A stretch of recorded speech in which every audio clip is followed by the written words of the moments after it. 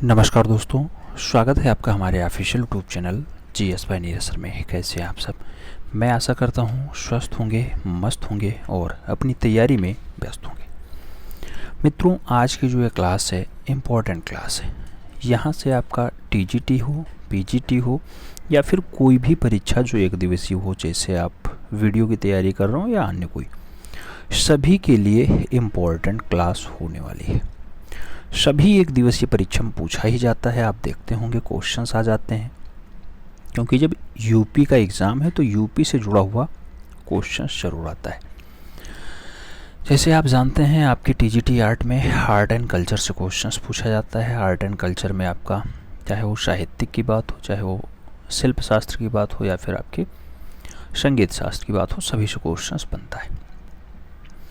Historical data भी कभी कभी पूछ लिया जाता है। जैसे आपसे पूछा जा सकता है कि मंगल पांडे जो क्रांतिकारी थे उनका जन्म स्थान कौन सा जिला था, या फिर लाल बहादुर शास्त्री जो भूतपूर्व प्रधानमंत्री रहे हैं उनका जन्म स्थान कौन सा है। पूछा जाता है, वनडे एंट्रेंस में खूब पूछा जाता है।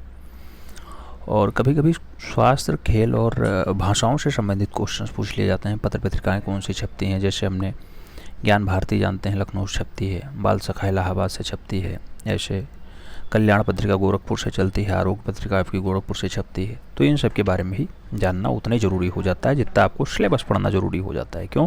क्योंकि मित्रों, आपने एक ही सपना सजोया है, अपना लक्ष्य, और लक्ष्य फाइनली आपको प्राप्त करना ही है। चाहे वो वीडियो का लक्ष्य हो, चाहे वो आपका टीजीटी का हो, दोनों के लिए बराबर स्थान रखता है ये क्लास। एक भी पॉइंट मिस नहीं करना है। आइए देखते हैं। सबसे पहले हम लोग जो है साहित्यिक व्यक्तित्व के लोगों को देखेंगे। एक साइड में व्यक्ति हैं, दूसरी साइड में उनका जन्म स्थान है। जैसे आप देखना, कबीरदास का नाम आता है तो कबीरदास वाराणसी से जुड़े हुए होते हैं, इनका जन्म स्थान वाराणसी है। सूरदास की आप बात करते हैं, मथुरा में इनका जो है जन्म स्थान है, सिंही स्थान होता है। तुलसीदास जी आप जानते हैं राजापुर ग्राम में होता है, चित्रकूट जनपद में पाया जाता है। रविदास या फिर रैदास नाम होता है, इनका जन्म स्थान वाराणसी होता है। ऐसे भूषण कवि हैं, उनका जन्म स्थान जो है आपका कानपुर होता है। और जगन्नाथ दास रत्नाकर की अगर आप बात करते हैं, जगन्नाथ रत्नाकर, इनका भी जन्म स्थान आपका VHU वाराणसी होता है मित्रों। और लल्लू लाल कहा जाता है, कुछ लोग इन्हें सिंहासन बत्तीसी कहते हैं, कुछ लोग बेताल पच्चीसी कहते हैं। ये आगरा से संबंधित हैं, आगरा में इनका जन्म स्थान होता है। मुंशी प्रेमचंद्र की अगर बात करते हैं मित्रों, इनका भी जन्म स्थान वाराणसी होता है। और भारतेंद्र हरिश्चंद्र का भी जन्म स्थान जो है वो वाराणसी के साथ जुड़ा हुआ होता है। आप सूर्यकांत त्रिपाठी निराला को देखेंगे, इनका जन्म स्थान अब उन्नाव होता है, जो कानपुर और लखनऊ के मध्य वाला जिला होता है। महादेवी वर्मा के बारे में अगर आप देखते हैं तो फर्रुखाबाद वाले एकदम खुश हो जाएंगे, क्योंकि वहाँ की बेटी है महादेवी वर्मा। जयशंकर प्रसाद की अगर बात करते हैं, VHU वाराणसी से इनका भी जुड़ा रहा है। और उसके साथ आप महावीर प्रसाद द्विवेदी को देखेंगे तो मित्रों, महावीर प्रसाद द्विवेदी जो है वो रायबरेली से संबंध रखते हैं, वही रायबरेली जो आजकल चर्चा का विषय बनी रही, आप जानते हैं। आगे बढ़ेंगे, मैथिली शरण गुप्त की बात करेंगे। मित्रों, मैथिली शरण गुप्त जो है, इनका संबंध झांसी से रहा है, आपका बुंदेलखंड वाला बेल्ट होता है। और आचार्य रामचंद्र शुक्ल की अगर बात करते हैं तो इनका संबंध स्थान जो है वो बस्ती से जुड़ा रहा है। आचार्य हरजारी प्रसाद द्विवेदी की अगर बात करते हैं मित्रों, इनका जन्म स्थान आपका बलिया होता है। जबकि सस्तानंद, हीरानंद, वात्स्याल, अज्ञेय जो है ये कुशीनगर से संबंध रखते हैं। वृंदालाल वर्मा की अगर बात करते हैं, वृंदावन लाल वर्मा जो हैं वो झांसी से संबंध रखते हैं। और इससे पहले आपने मैथिली शरण गुप्त का भी स्थान झांसी के साथ देख रखा है। और आगे बढ़ेंगे मित्रों, संपूर्णानंद, आप जानते हैं बहुत सारे कॉलेज इनके नाम पे चलते हैं। डॉक्टर संपूर्णानंद का जो जन्म स्थान रहा है वो भी वाराणसी रहा है। और राहुल सांस्कृत्यायन, बहुत सारे लोग कन्फ्यूज आ जाएंगे, लेकिन आजमगढ़ से इनका संबंध होता है। और धर्मवीर भारती साहब का जो संबंध है वो आपके प्रयागराज से होता है। तो इस टाइप से आपने देखा कि धर्मवीर भारती का जन्म स्थान प्रयागराज है।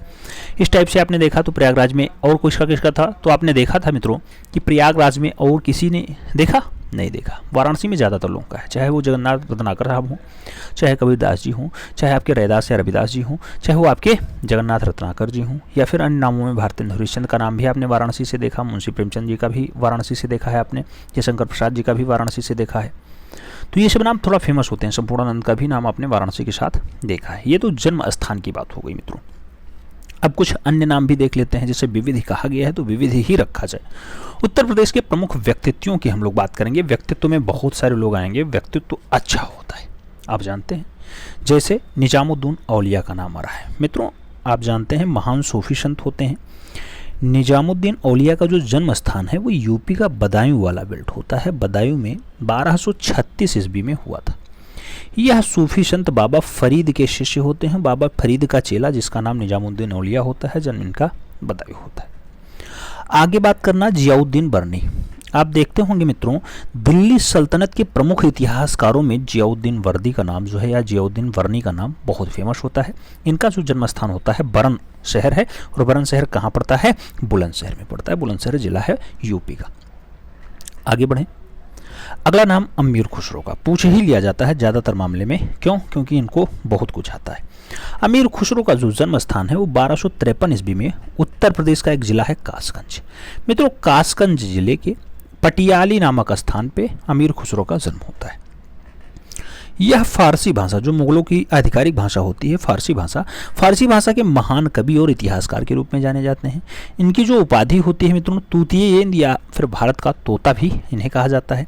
इन्होंने हिंदी खड़ी बोली का काम किया है, यानी इनके जनक के रूप में भी जाने जाते हैं। हिंदी खड़ी बोली के जनक कौन होते हैं? आपके तोताए हिंद होते हैं, या भारत का तोता होता है अमीर खुसरो होता है, जो कासगंज में जन्म लेता है। आगे बढ़ेंगे। टोडरमल का नाम आएगा। बहुत खास व्यक्तित्व है मित्रों। टोडरमल अकबर के नौरत्नों में शामिल रहे हैं। इनका जन्म स्थान उत्तर प्रदेश का सीतापुर जिला है। याद रखना, सीतापुर जो लखनऊ के जस्ट बगल है, नैमिषारण के लिए फेमस है। इस जिले में लहरपुर गांव में हुआ था। वर्तमान में नायब तहसीलदारों के प्रशिक्षण केंद्र का नाम राजा टोडरमल के नाम पर ही हरदोई में स्थित किया गया। नायब तहसीलदारों का जो प्रशिक्षण केंद्र बनाया गया वो राजा टोडरमल के नाम पे बनाया गया, लेकिन आप जानते हैं सीतापुर के बगल में जिला है हरदोई, जो लखनऊ से लगता हुआ है। वहां पर इनके नाम पे एक प्रशिक्षण केंद्र बना दिया गया जहां नायब तहसीलदारों का प्रशिक्षण होता है। आगे बात करेंगे मित्रों, अबुल फजल का नाम आएगा। बहुत अच्छा नाम है। अबुल फजल की अगर बात करते हैं, यह शेख मुबारक के पुत्र और फैजी के छोटे भाई थे। यह फारसी, संस्कृत, अरबी और हिंदी के विद्वानों में से शुमार रहे हैं। इन्होंने अकबर के दक्षिण के कई अभियानों में भाग लिया और उत्तर प्रदेश के आगरा के निवासी बताए जाते हैं। तो अबुल फजल किसका पुत्र है? तो ये मुबारक का पुत्र होता है और फैजी का छोटा भाई होता है। शेख फैजी हैं, ठीक है। फैजी का छोटा भाई होता है, मुबारक का पुत्र होता है। बढ़िया ज्ञान है। फारसी आप जानते हैं मुगलों की आधिकारिक भाषा होती है, तो इसमें इन्होंने बहुत सारे अनुवाद किए हैं। फारसी, संस्कृत, अरबी और हिंदू को अच्छे से जानते हैं, तो हिंदी में भी बहुत कुछ काम किया है इन्होंने। अगला नाम बहुत खास होगा मित्रों, आपका बीरबल का नाम आएगा। जालौन जिले की कालपी में इनका जो है जन्म होता है। अकबर के नौरत्नों में से एक, जिनका मूल नाम महेशदास था। यही कई बार पूछा गया है वनडे एंट्रेंस में। महेशदास किसका वास्तविक नाम था? बीरबल का था। उत्तर प्रदेश के कौन से जिले से इनका संबंध है मित्रों? जालौन जिले के कालपी नामक स्थान पे। कालपी एक तहसील है, याद रखना। कालपी एक तहसील है, वहीं पर इनका जो है जन्म होता है। आप जाएंगे तो वहाँ बीरबल महल आपको देखने को मिलेगा कालपी में, ठीक है। आगे बढ़ें। शेख फैजी वही जो अबुल फजल का भाई होता है। शेख फैजी आप जानते हैं किसका पुत्र है? शेख फैजी भी उन्हीं का पुत्र है, मुबारक खान का। तो शेख फैजी अबुल फजल के भाई थे। इनका जन्म आगरा में ही हुआ था। जैसे उनका जन्म भी आगरा में हुआ था, आगरा के निवासी माने जाते थे, ऐसे इनका भी जो है जन्म स्थान आगरा ही होता है।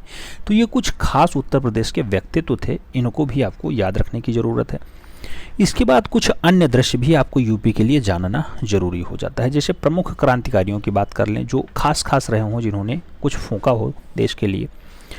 तो क्रांतिकारियों की अगर बात करते हैं मित्रों, तो इतिहास के आईने में उत्तर प्रदेश नामक प्रथम अध्याय में इस पॉइंट का विस्तृत अध्ययन दे दिया गया है, लेकिन इसके अतिरिक्त क्रांतिकारी नेता यहाँ दिए जा रहे हैं, ये देखना जरूरी हो जाता है, ठीक है।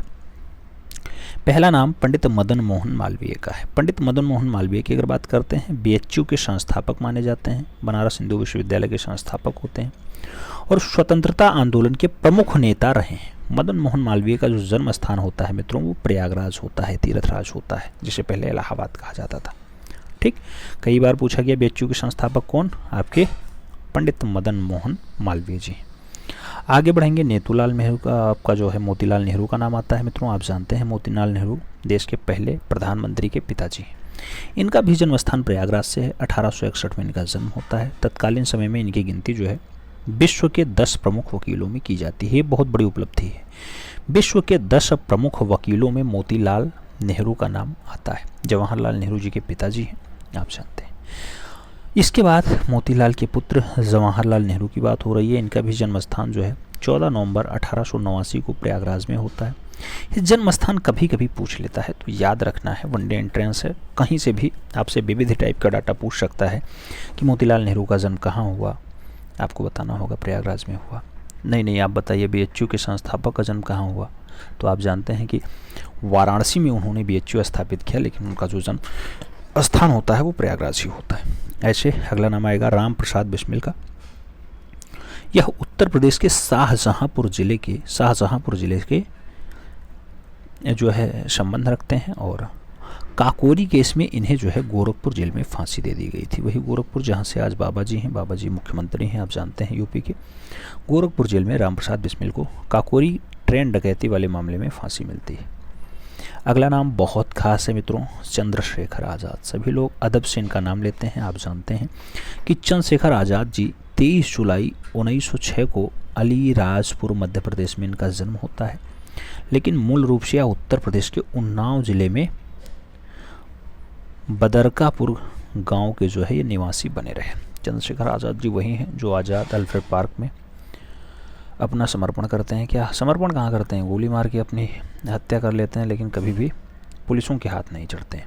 ठीक है, आज़ाद जी के नाम पे प्रयागराज में आज भी आज़ाद पार्क स्थित है, आप जा सकते हैं, देख सकते हैं। वो पेड़ भी है, बरगद का पेड़ भी है, जिससे बहुत सारी गोलियां लगने के बाद बहुत सारी गोली बरगद के पेड़ पे आज भी बनी हुई है। आप जाएंगे देखेंगे, स्मारक भी बना हुआ है। ठीक है, तो चंद्रशेखर आज़ाद का जो संबंध रहा है वो यूपी के उन्नाव जिले से रहा है। वही उन्नाव जहाँ भी लेटेस्ट में आपने देखा कि जो है उन्नाव का एक खास नाम था सूर्यकांत त्रिपाठी निराला के साथ, तो वही उन्नाव इनके लिए भी फेमस है। अगला नाम मंगल पांडे का आता है मित्रों। मंगल पांडे की अगर बात करते हैं, 1857 की क्रांति के नायक मंगल पांडे का जो जन्म स्थान है वो 1827 में यूपी का बलिया जिला होता है। बलिया वही चंद्रशेखर वाला बलिया, आप जानते हैं भूतपूर्व प्रधानमंत्री हैं चंद्रशेखर जी। तो बलिया जिले में नगवा गांव में मंगल पांडे का जन्म होता है। 1857 की क्रांति जो होती है आप जानते हैं विश्व प्रसिद्ध क्रांति होती है, और उसमें भारत को एक बार जो है बहुत अच्छे से काफ़ी हद तक शांत कर देते, लेकिन जो है उसमें फिर कई लोगों ने गद्दारी की और फिर देश उस टाइम नहीं आज़ाद हो पाया। फिर जाकर के 1947 में भारत आज़ाद होता है। आगे बढ़ेंगे, चित्तू पांडे का नाम आता है। चित्तू पांडे की अगर बात करते हैं, भारत छोड़ो आंदोलन के दौरान अस्थायी सरकार बनाने वाले चित्तू पांडे का जो संबंध होता है वो भी बलिया से ही होते हैं। चित्तू पांडे जी याद रखना। और आगे बढ़ेंगे, लाल बहादुर शास्त्री का नाम आएगा। आप जानते हैं बहुत प्यार से लोग इनका नाम लेते हैं। ये 2 अक्टूबर 1904 को चंदरौली ज़िले के मुगलसराय ज़िले में इनका जन्म जो है होता है। चंदरौली के मुगलसराय स्टेशन के पास इनका जो है जन्म स्थान है। आप जानते हैं लाल बहादुर शास्त्री का जन्म स्थान चंदरौली मुगलसराय होता है, 1904 में होता है। और आगे बढ़े मित्रों, और विविध में आप क्या देख सकते हैं, जैसे आपने बहुत खास व्यक्तित्व क्रांतिकारी और उसके साथ क्या देखा था, कुछ खास व्यक्तित्व के धनी, जिसमें आपने बहुत सारे नाम देखे थे, जैसे शेख फैजी का नाम देखा, बीरबल का नाम देखा, टोडरमल का नाम देखा। आप थोड़ा सा देख लो राज्य में पहला, जैसे आप देखना राज्य का पहला ई विलेज मतलब इलेक्ट्रॉनिक विलेज वाला, तो मित्रों बबुरा गांव है, मंझनपुर में है, ये कौशाम्बी जिले में पड़ता है। ये पहला ई विलेज है। राज्य का पहला साइबर लैब कहाँ खोला गया, ये आगरा में खोला गया। राज्य का पहला सॉफ्टवेयर टेक्नोलॉजी पार्क, खूब पूछा जाता है मित्रों, टेक्नोलॉजी पार्क कहाँ खोला गया, नोएडा में खोला गया। राज्य का पहला फिल्म सेंटर कहाँ खोला जा रहा है, तो फिल्म सेंटर भी नोएडा में खोला गया। राज्य का पहला खेल गाँव, मित्रों खेल गाँव की अगर बात होगी आगरा लगाना। और राज्य में पहला महिला उद्यमी पार्क कहाँ खोला गया, पहला महिलाओं को बढ़ावा देने के लिए उद्यमी पार्क खोला गया, वो भी ग्रेटर नोएडा में खोला गया है। पहला जैव प्रौद्योगिकी पार्क की अगर बात करते हैं, ये लखनऊ में होता है मित्रों। और आगे आप बढ़ेंगे तो ई डिस्ट्रिक्ट पायलट परियोजना लागू करने वाला पहला राज्य कौन सा है। ई डिस्ट्रिक्ट पायलट परियोजना को जो लागू करेगा वो भी बाबा की सरकार में यानी यूपी गवर्नमेंट लागू करेगी। पर्यावरण हेल्पलाइन तथा वन ट्रैकिंग प्रणाली लागू करने वाला पहला राज्य कौन बना, तो पर्यावरण हेल्पलाइन के लिए वाहन ट्रैकिंग को करने का काम यूपी ने किया है सबसे पहले। और ई विलेज योजना शुरू करने वाला पहला जिला कौन सा बना, तो कौशाम्बी का आप नाव भी जानते हैं, गांव भी जानते हैं, बबुरा गांव होता है, मंझनपुर में पाया जाता है। सैटेलाइट टाउन, मित्रों सैटेलाइट टाउन कौन सा है, तो याद रखना हापुड़ वाला जिला होता है, जो आपका गाजियाबाद से कट के शायद बनाया जाता है। और जो है पिलखुआ स्थान होता है, पिलखुआ वही पिलखुआ जहाँ पे आजकल के बहुत खास कवि कुमार विश्वास का जन्म स्थान है, वही पिलखुआ है। ठीक है, पिलखुआ हापुड़। सौर ऊर्जा संचालित प्लांट, सौर ऊर्जा संचालित प्लांट जो है ये रामपुर झांसी में बनाया गया। रामपुर झांसी स्थान, ये आप जानते हैं झांसी जिला है, रामपुर स्थान है। राज्य का प्रथम तैरता सौर ऊर्जा संयंत्र, राज्य का पहला तैरता हुआ सौर ऊर्जा संयंत्र कहाँ लगाया गया? रिहंद बांध पर बना है, रिहंद बांध पे बना है। और आगे बढ़ेंगे मित्रों, अगला नाम आएगा राष्ट्रीय हिंदी संग्रहालय कहाँ पे है? तो राष्ट्रीय हिंदी संग्रहालय उत्तर प्रदेश में है, याद रखना उत्तर प्रदेश। और सांप्रदायिक हिंसा शोध केंद्र कहाँ पे है? तो ये भी आपका आजमगढ़ में है।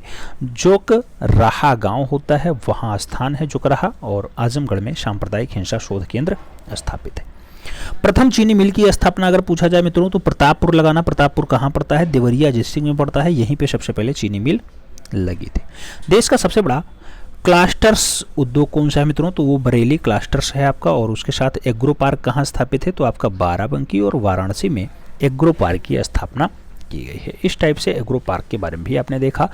इसके साथ राज्य का पहला आपने ई विलेज भी देखा जो आपका बबूरा गांव मंझनपुर कौशाम्बी होता है। आपने ये भी देखा कि सौर ऊर्जा संचालित पहला प्लांट तो आपका रामपुर झांसी वाला हो गया, ठीक है। इसके साथ सैटेलाइट टाउन कहाँ पे है? पिलखुआ हापुड़ वाला होता है जो कुमार विश्वास के नाम से भी अब फेमस हो गया है क्योंकि उनका जन्मस्थान होता है।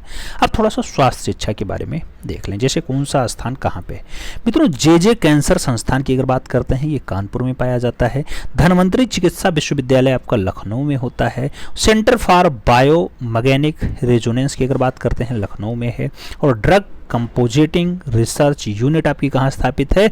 ये भी आपकी लखनऊ में है। नेहरू इंस्टीट्यूट ऑफ थैमोलॉजी की अगर बात करते हैं ये आपकी सीतापुर में है। और उच्च स्तरीय कैंसर संस्थान कहाँ पे है? तो ये आपका लखनऊ में होता है। मस्तिष्क ज्वर उन्मूलन केंद्र कहाँ स्थापित किया गया मित्रों? बाबा की नगरी गोरखपुर में, नाथ नगरी गोरखपुर में स्थापित किया गया।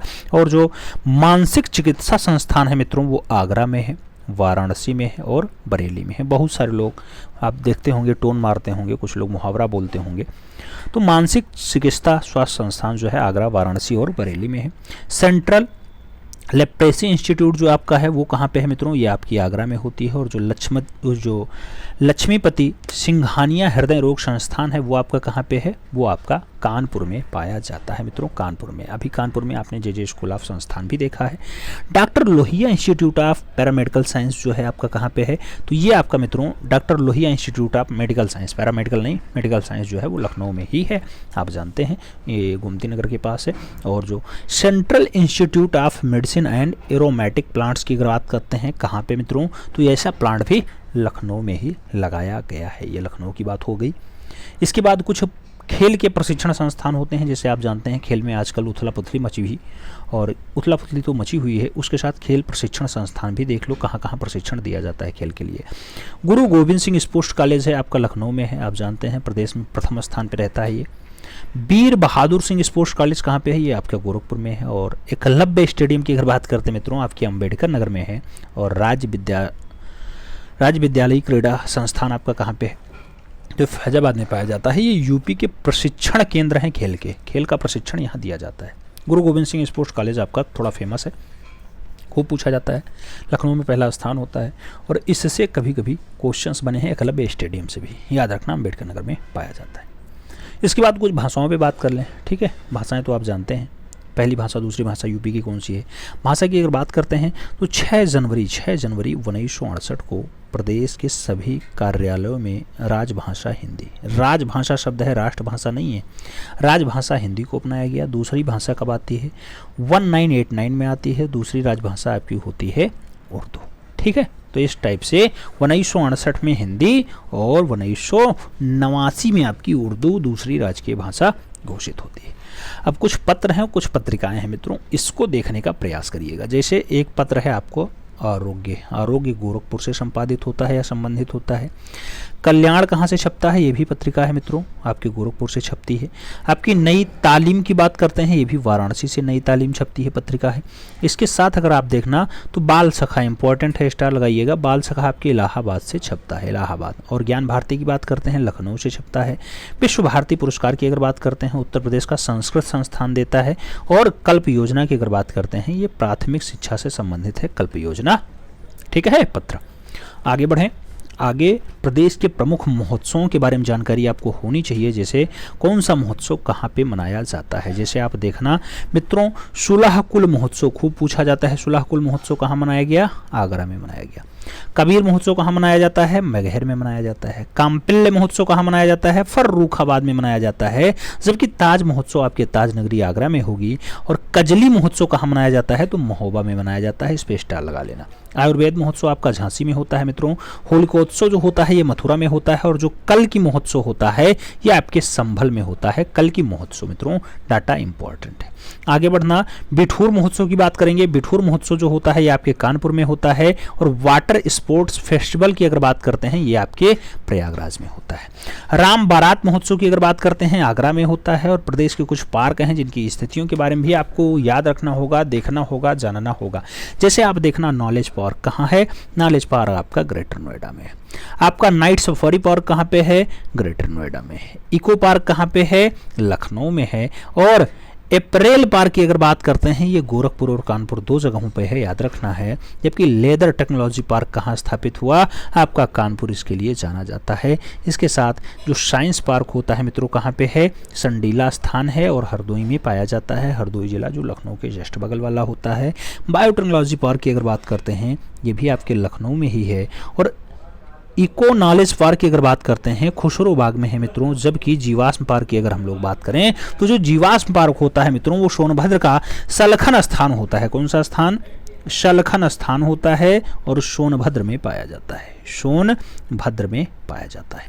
उम्मीद है आपको ये बीबीथी की क्लास समझ में आई होगी। सभी डाटा लगभग आपके दिमाग में बैठे होंगे। चाहे वो आपसे मस्तिष्क ज्वर उन्मूलन केंद्र पूछे तो आप गोरखपुर लगाएं, चाहे आपसे वो ज्ञान भारती पूछे तो आपको लखनऊ लगाना है, चाहे वो आपसे मित्रों द्वितीय राजकीय भाषा पूछे तो 1989 लगाना है। सब डाटा आपको याद होना चाहिए। राम बारात आप जानते हैं अयोध्या से नहीं, जो निकलती है वो आगरा से निकलती है। और चाहे वो कांपिल्य महोत्सव पूछ ले तो फर्रुखाबाद आपको याद रखना होगा। चाहे वो आपसे सुलहकुल उत्सव पूछ ले तब भी आपको आगरा याद होना चाहिए मित्रों। इस टाइप से आपकी आज की विविध क्लास कंप्लीट होती है। सभी एक दिवसीय परीक्षा के लिए इंपॉर्टेंट है, चाहे जो वनडे एंट्रेंस हो, आपका यूपी स्पेशल है, चाहे वो टीजीटी पीजीटी हार्ट हो या फिर अन्य कोई परीक्षा, चाहे बीडीओ हो, चाहे आरओ हो, चाहे पीसीएस हो, हर जगह पूछा जाता है। तो पूछे जाते हैं मित्रों तो उन्हें आपको कंप्लीट भी रखना है, दिमाग में बिठा के रखना है।